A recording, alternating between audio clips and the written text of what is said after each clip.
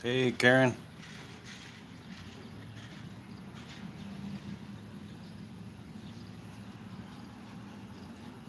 Mama Gnome. Welcome in, guys.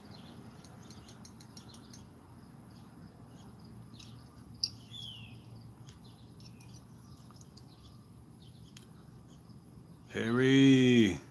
Gregory. What's up? Like you got another one coming. Got another train coming down the way.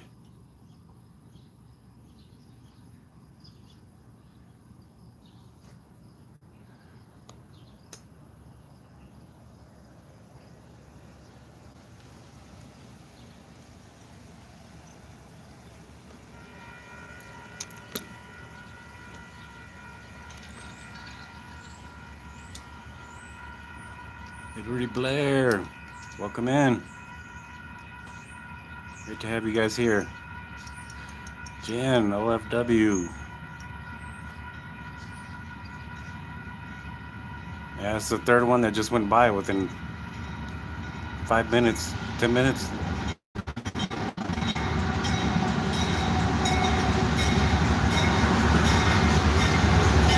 Snow Diego. Welcome.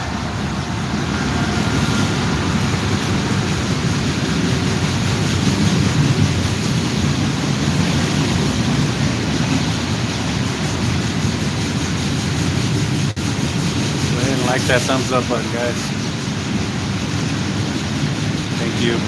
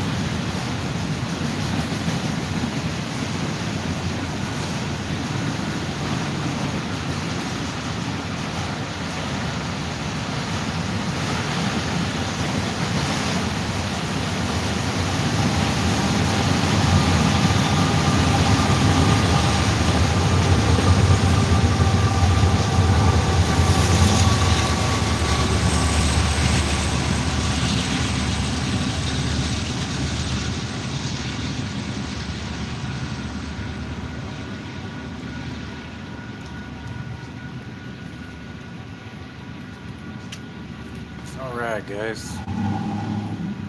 Appreciate you guys dropping in.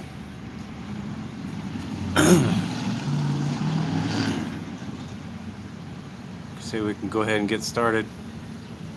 Okay, this is chapter 3, guys. This is Miners in Paradise.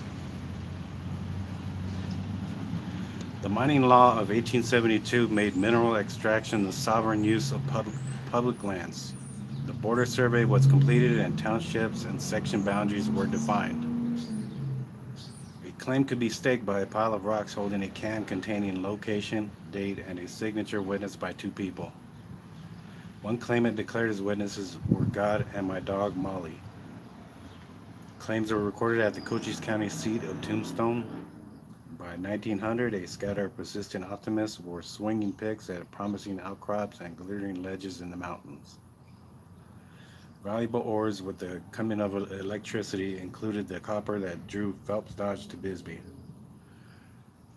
To attract investors, prospectors along Silver Creek and East Turkey Creek, John Duncan, George Walker, fellow Klondike gold rusher George Myers, and others pulled their claims. creating the California Mining District. Late in 1902, Phelps Dodge's chief competitor, the Calumet and Arizona Company, powered by Michigan investors, put up most of the money for the Chiricahua Development Company. Machinery shipped to Rodeo was freighted by teams 50 miles across the valley and up the last tortuous climb to the Chiricahua mine. In 1906, besides saloons, general stores, and the district, there were two doctors, a lumber yard, several restaurants, a meat market, hotel, newspaper, barber shop with bath facilities, and a blacksmith shop that kept busy, though the mine had its own smiths to keep tools sharp. With the prospects of a railroad spur from Rodeo to Paradise, optimists hoped to rival Tombstone in spite of the territorial legislature's April 1907 ban on public gambling.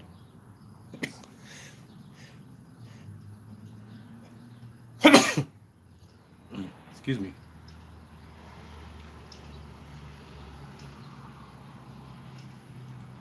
The ban on public gambling and women working in saloons. The cleanup raised saloon licenses to $300 from the previous $12 to $20 that allowed 14 Paradise saloons to prosper at the same time. Only 4 survived. Then in faraway New York in October, Westinghouse Electric Company went bankrupt.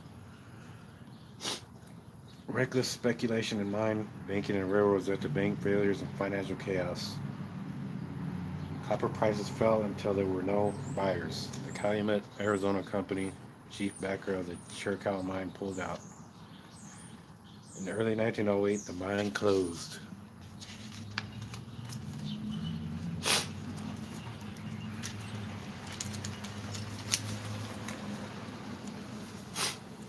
The people in this 1904 photograph await the coming of the stage at the Hayes Hotel, which had a popular restaurant and bakery.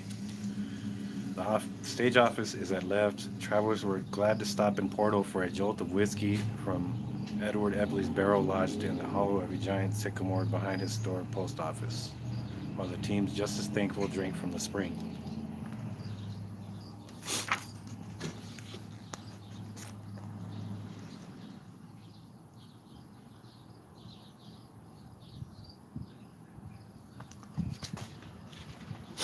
Those who were there praised the musicians and singers of Paradise. In this circa 1904 photograph, Max Wright and Otto Duffner, brothers from Pennsylvania, sit with an unidentified man between them, ready to tune up.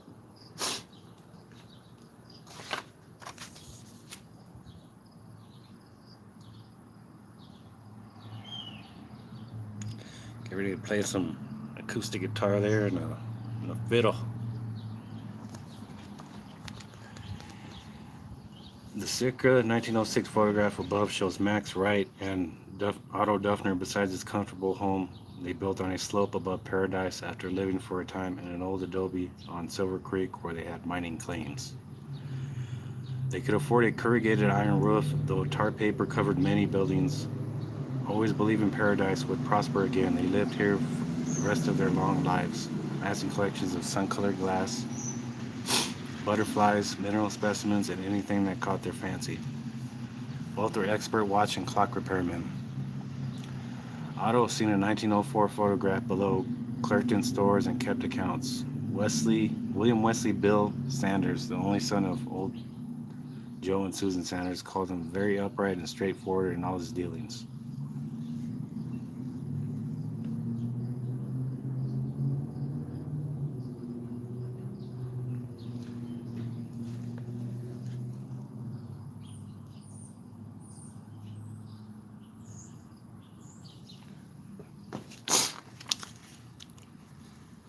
It was commonly alleged that Max Duffner, above in 1904, had become so addicted to narcotics that Otto urged him to come west, hoping new surroundings and challenges would help his brother overcome the habit. Instead, Max began drinking heavily. Besides working their claims, he was a blacksmith, carpenter, and cabinet maker. Bill Sanders called him very accommodating and trustworthy. Max outlived Otto by a few years. Their remains were shipped back to Pennsylvania for burial. In the circa 1906 photograph below, Otto kneels by a windlass at their Silver Creek claim.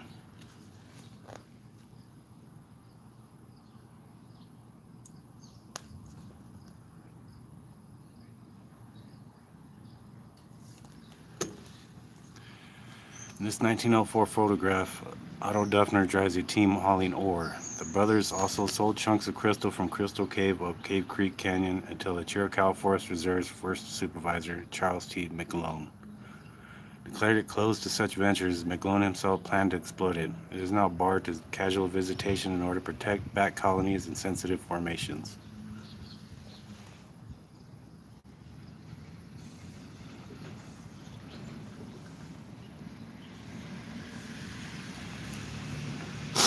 The Duffners worked hard but enjoyed festivities like the July 4th, 1904 races and mule bucking. In this 1904 photograph, this 1904 photograph, horsemen began to assemble at the starting point. Probably most of the 300 people scattered from Cave Creek to Whitetail Canyons, who got their mail and shopped in Paradise, thronged the town that day.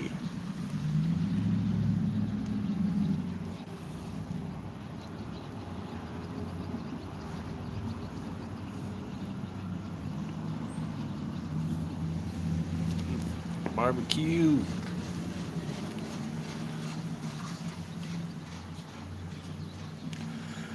Horses surge from the starting date in this 1904 photograph.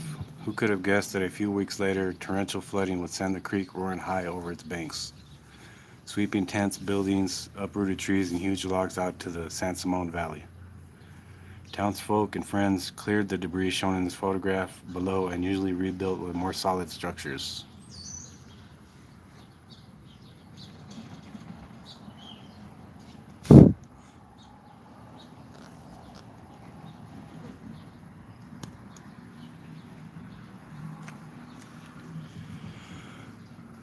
This 1915 photograph above shows the Arcadia Hotel with the auto stage which succeeded the rocking stage. The driver, John Lee, was one of the famed mountain lion hunting brothers. Judge James Hancock on the left and the photograph at right was son-in-law John Kennedy outside the post office. Always believed Paradise had a bright future.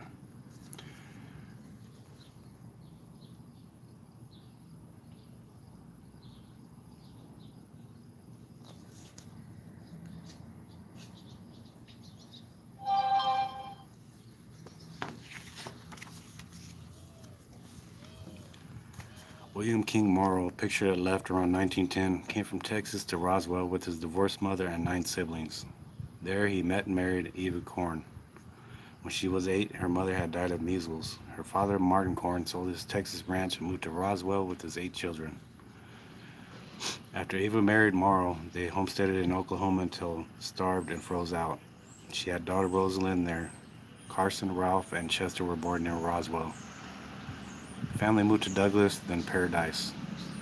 Morrow opened a profitable meat market and invested in mining and ranching. John Kitty, who died in the flu epidemic, and Dorothy were born before the Morrows moved to Hilltop in 1916. They built the store, but the camp never boomed as expected, so Morrow and their older sons worked at the mine.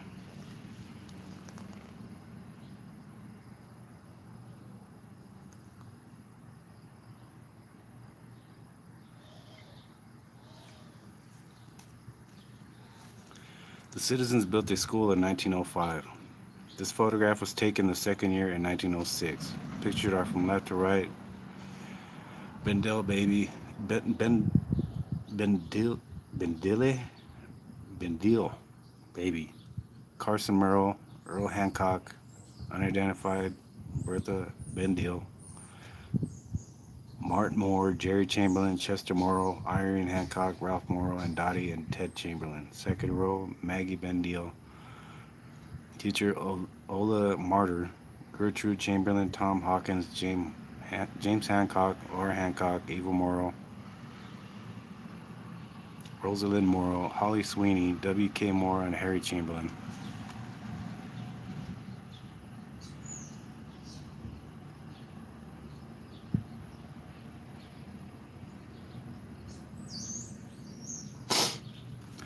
Hollis Holly Chamberlain Sweeney is elegant and one of her own creations in this 1907 photograph. Briefly returned to San Saba, Texas, her brother Henry Chamberlain invited her to come with him to Paradise, where he had opened a general store.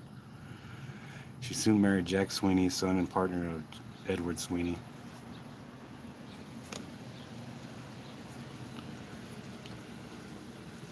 Having left a logged out part of Michigan, the Sweeneys operated a prospering lumberyard.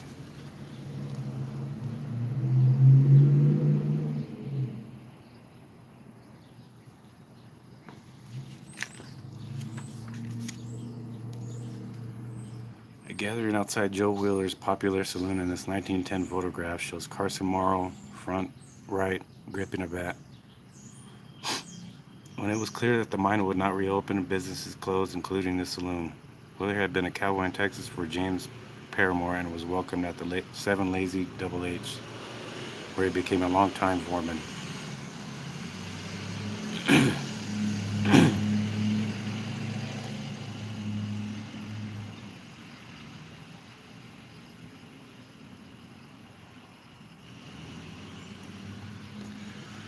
This 1910 photograph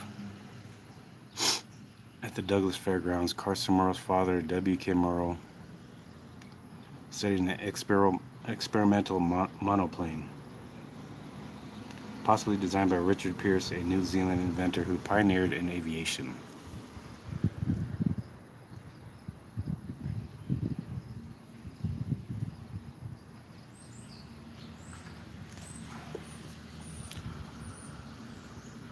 In 1953, photograph arrived. W.K.'s grandson, Ralph Wayne R.W. Morrow, climbs into his F-86 Sabre jet at Webb Air Force Base, Big Spring, Texas. During the Korean War, he was one of the youngest flight leaders in the United States Air Force. Cowboy, firefighter, deputy sheriff, and engineer.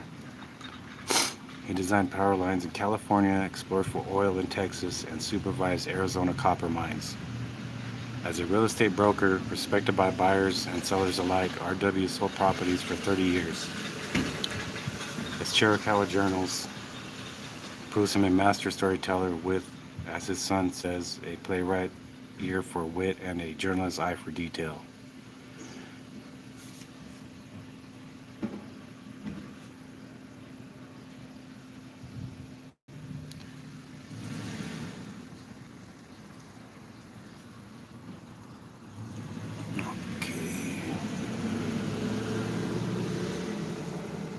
Below, in 1934, Deputy Sheriff Ralph Morrow holds a Thompson machine gun. He was one of the security team when John Dillinger caught with his gang in Tucson. Changed plans in Douglas on his way to Chicago.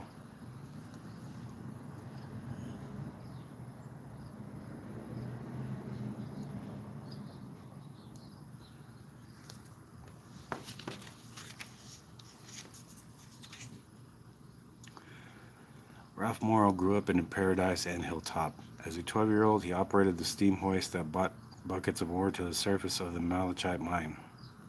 Working at Hilltop, he fiddled at dances and had an eye on Juanita Kuykendall. They married when she was 15 and he was 27. A Hilltop teacher who knew them the rest of their lives said theirs was the happiest marriage she had ever seen. Left in 1938, Morrow stands between children Audrey and R.W., who helped to rear the orphan bear Maggie, shown in a photograph below.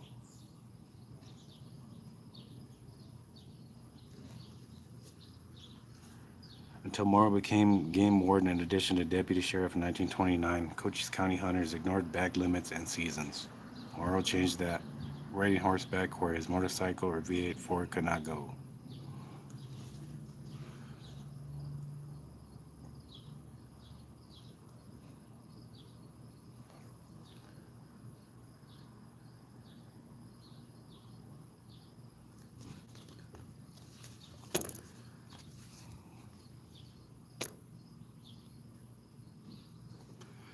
Ralph Morrow, above in 1957, was promoted to head of law enforcement for Arizona Game and Fish. Not a paper pusher, he continued to patrol, coming upon the governor of Arizona and friends with an illegal elk. He sighted them and would not back down. Back in Cochise, he got no more promotions, retiring in 1963. In 1964, he became the Arizona Game and Fish Commissioner. Roland Rodolph Wakefield of El Paso, posing in this 1900 photograph, worked on family ranches and had a reputation for taming, bucking, and horses. A thirst for adventure brought him west to Tombstone, where he met young Willie Mae as were at a dance. They walked up a hill in the moonlight and fell in love.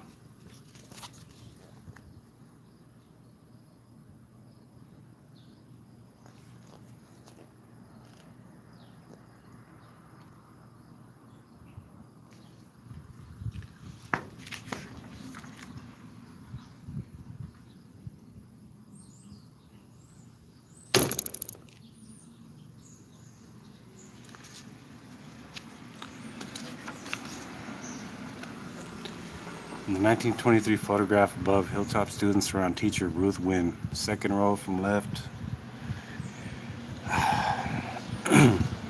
upper and lower grades had separate entrances to rooms divided by wooden doors that folded back for dances.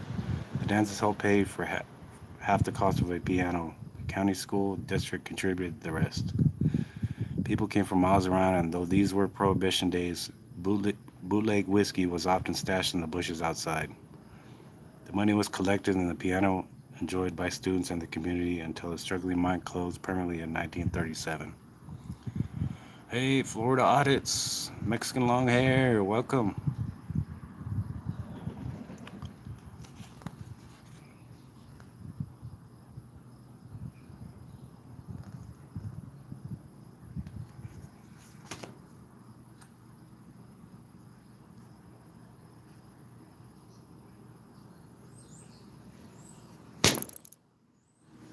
Fucking bitch. Excuse me, guys. I keep getting a damn mosquito fucking with me here.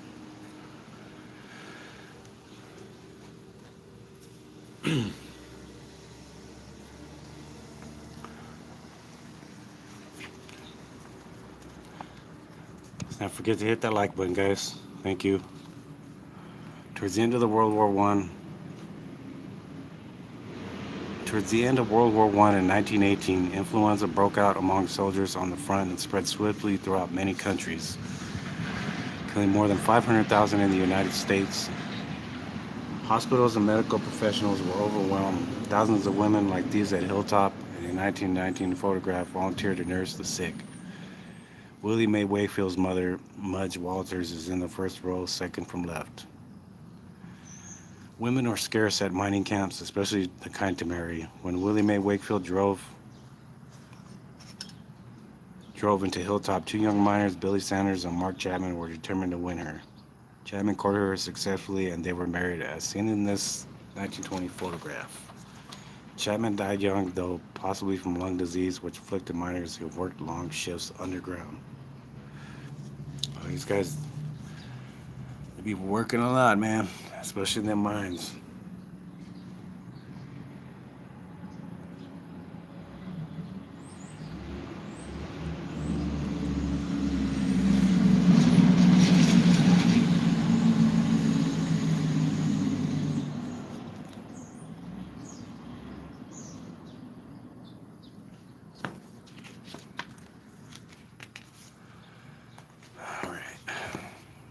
Picture that left in 1919 is Bill Sanders.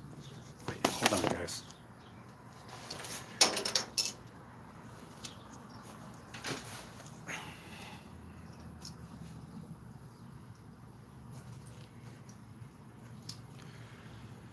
Okay. Damn. Bill Sanders back from World War I, where he served in Siberia. He would never talk about it. Sanders worked at the Hilltop mine when it opened in 1915 and again after the war. He had longed for Willie Mae ever since she drove up with her fatherless boys. After Mark Chapman died, Sanders moved fast, standing by their Paradise home in the updated photograph. He and his wife had a long and happy marriage. His Leadville mine above town produced several tons of lead ore before it played out.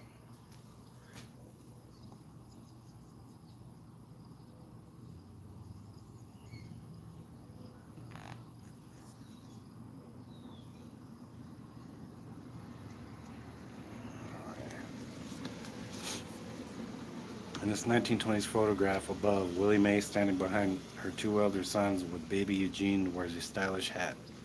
From left to right in front are Albert, the Jones twins with their mother, and Dana. Eugene Wakefield grew up loving the wild country, but rather than be a cowboy or miner, he got a teacher's degree. He returned to his mountains when Pine Top School, seen below in the 1940s, was established for children of loggers and sawmill workers.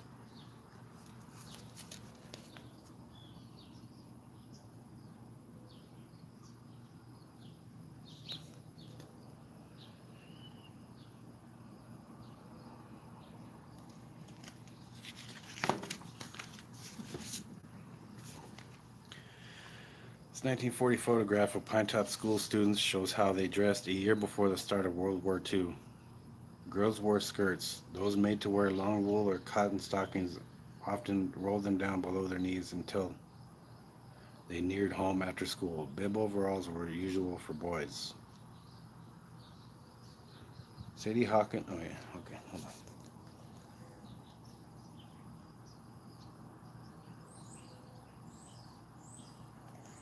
Sadie Hawkins Day, an enduring folk event, originated in Al Cap's Lil Abner comic strip that ran from 1934 to 1978. Girls could pursue boys, and there were often dances where girls invited their partners. A big part of the fun was dressing sloppily in men's garb. In this 1965 photograph, Pamela Wakefield, granddaughter of Willie May and daughter Eugene Wakefield, and his wife Bella Lou models her father's shirt at Miami High School.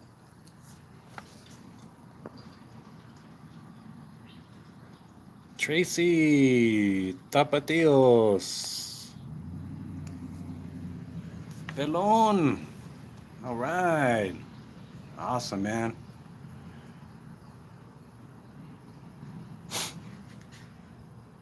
I got a good signal here, man.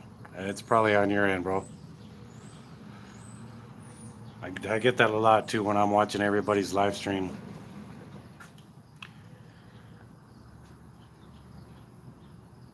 Let's go ahead and hit that like button, guys. Thank you.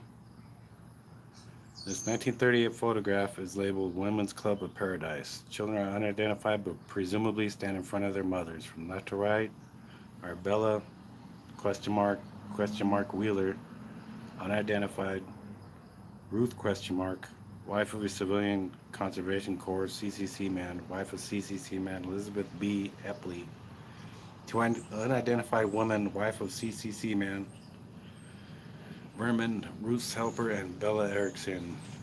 Paradise School closed in 1930, so these children rode the bus to Portal.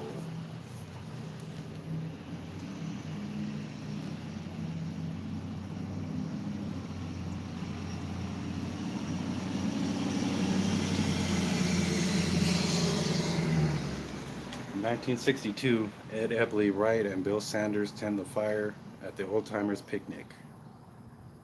Sanders, unlike his roving father, spent most of his life around Paradise. As a boy, he helped his stepfather, George Coryell, herd goats in the foothills. Before backhoes existed, he blasted out bedrock at the Paradise Cemetery and was the last local person licensed to use dynamite. Epley bootlegged to pay for this first car.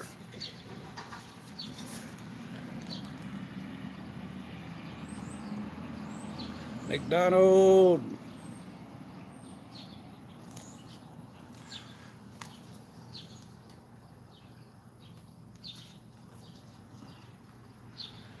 In this old timers picnic photograph taken around 1962 are from left to right Ralph Morrow, former Hilltop School bus driver, Alma Pegg, Jimmy Coryell, a Lee brother, Bill Sanders, Laverne Olney, former Portal postmistress, Maureen Reed, Walker Hicks, another Lee brother, Mary Church Rie, a teacher at Portal and other local schools.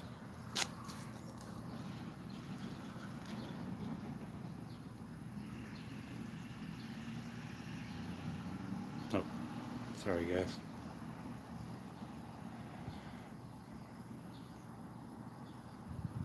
And tomorrow I will be doing chapter 4, and it's going to be called Portal. And that concludes the chapter 3.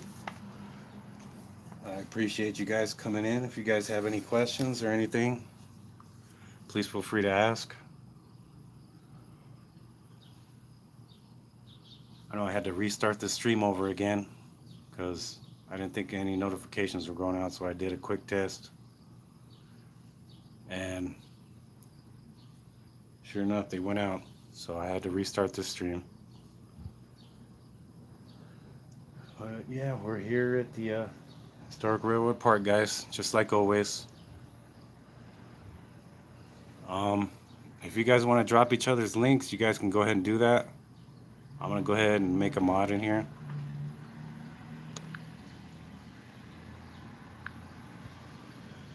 Hey, McDonald, you're a moderator now, bro. Oh, shit. Yeah. Yeah, I'll get some, I'll find some Monopoly money for you, Mexican long hair.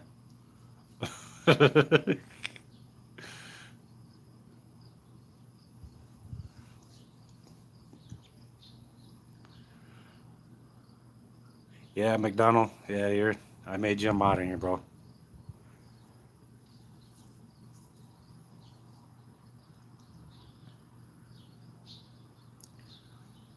And we do have Karen, who's also a mod. Dropping them links. You guys are all awesome, man. I appreciate you guys. I was getting kind of frustrated because my notifications hadn't gone out the last time I had tried to do this chapter 3. But if you guys want to go ahead and sub to each other, if you guys are not, I can go ahead and do that before I shut the stream off. Yeah, I try not to, man.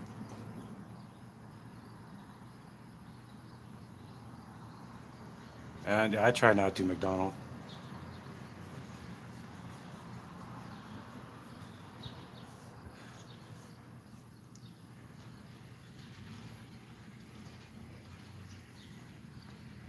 Um, if you guys can, um, just anybody, if you guys want to share it to your channel or whatever, if you can, to get my channel more out there, I would really appreciate it.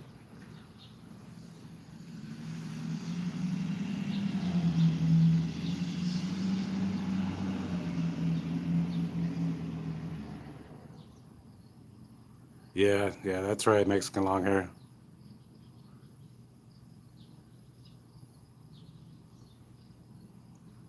Yeah, they like to be choosy on who they let the notifications go out for.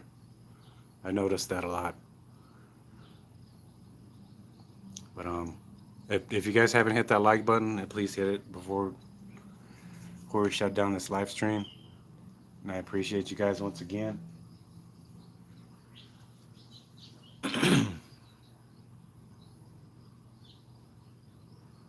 Oh, did you change the color theme? McDonald? Yeah, I did that too. If that's what you're talking about, I'm not sure. Oh, hell. Yeah.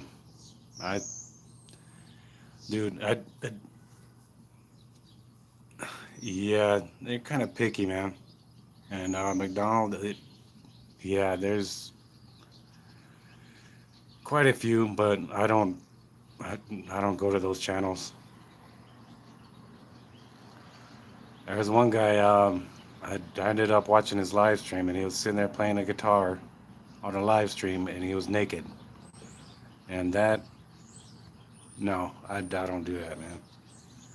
If you want to do that, go ahead, but I'm not going to be a part of that. People want to do their own thing and spice up their channel some sort of way, and if they got to do that by being naked, then yeah, that's not my bag.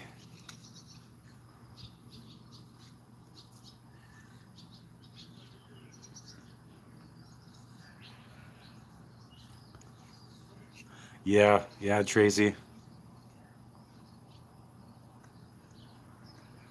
Yep, just only his guitar. He had the guitar covering his midsection there while he was sitting down, so I didn't want to fucking be guessing if he did have something on or if he didn't. I just unsubscribed and just quit watching. That's it.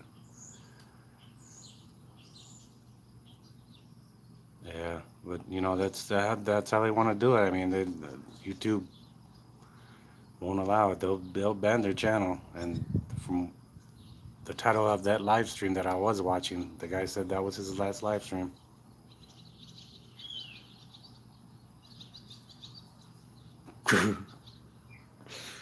Hey, as long as I don't have to see all of it, man, just your cabeza and your face. That's it. Head and shoulders, my friend.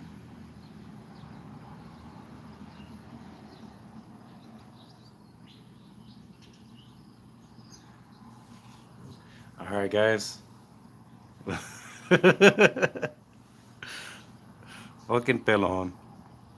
Hey, eat your broccoli. Welcome. I just got finished about 5 minutes ago, but my video will be public, so you can't watch it.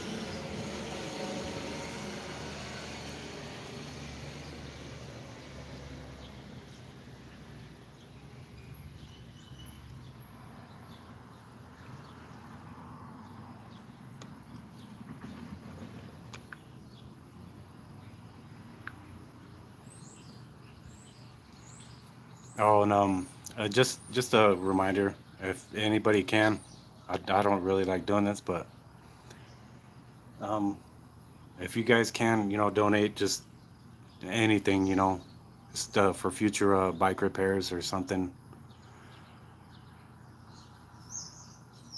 No, because I think I might need a chain on this bike, probably another two maybe. But I do have a Cash App in the About section of my channel, if you guys can.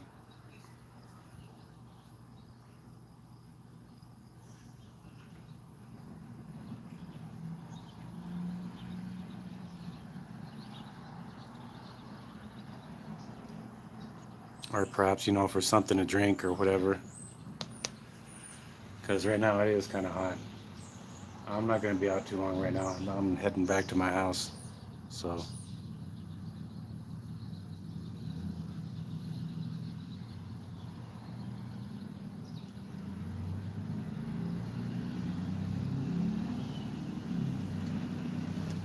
I do thank you guys. I appreciate y'all very much for dropping in and showing some support.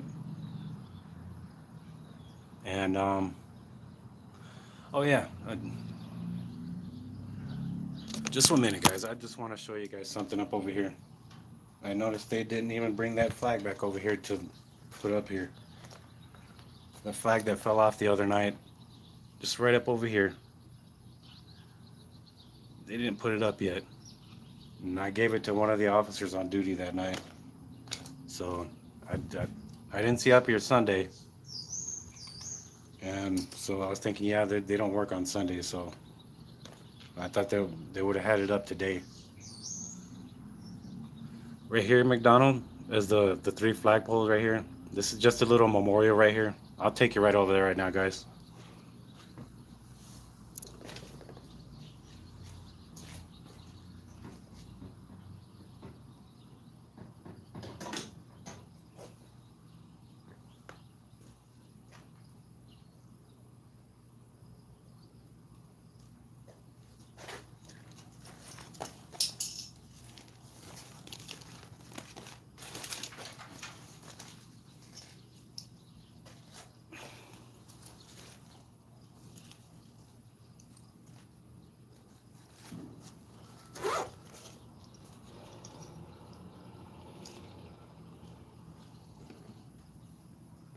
Guys, I'll take a walk over this way.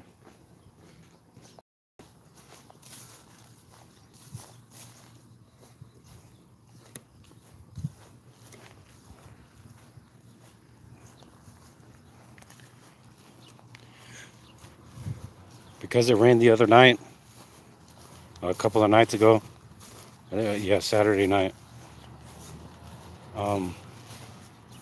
the flag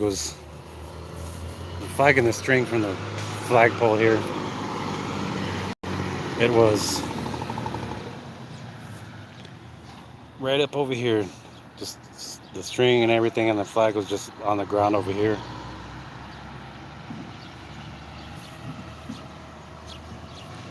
Yeah, Tracy. And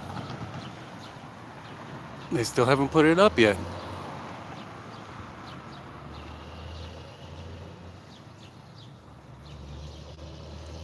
But I had a friend of mine that was here at the park. He put the string back up there, and yeah, I had ended up folding it. Ended up folding it up the way it was supposed to, and gave it to one of the officers on duty that night. But as you can see, they still haven't put it back up yet.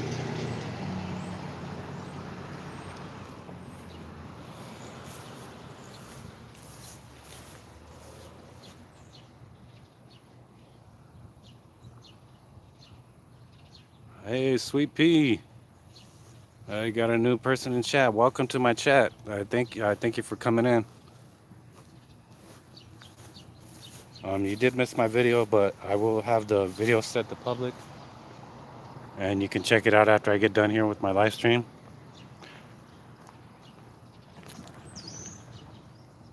Oh no!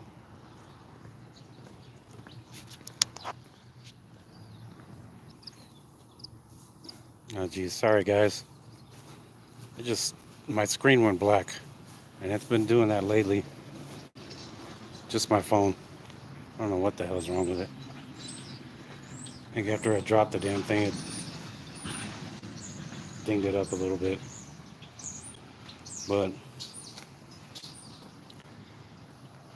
oh, speaking of fungus,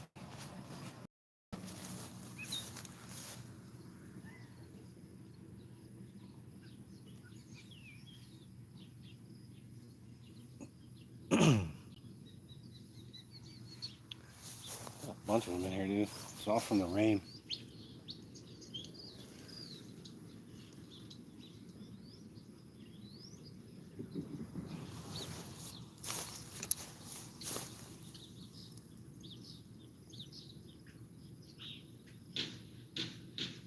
No, you can't eat these, man. I don't think so. I mean, I wouldn't. I don't know about anybody else. Just a little patch of those growing there. You want some shrooms, man?